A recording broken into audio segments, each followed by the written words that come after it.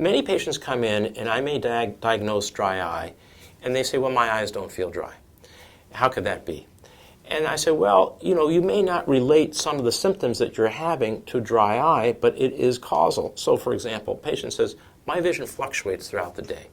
And as the day goes on, it's just harder and harder to read. When I'm on the computer for a long time, I just can't read after a while. I have to take a break. What's going on?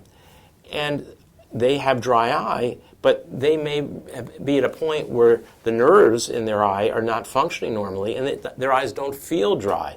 Over 50% of dry eye patients are completely asymptomatic. Also, many forms of dry eye relate not just to the production of tears, but to the oil that's secreted from the oil glands in the lid.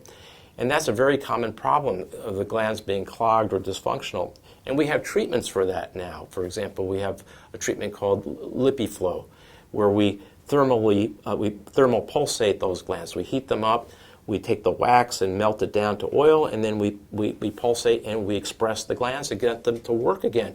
Because you need that oil layer to act as a slick to prevent the evaporation of your tears. Women have 10 times as much dry eye as men. And it's probably due to the fact that we know now that testosterone is very important in the production of tears.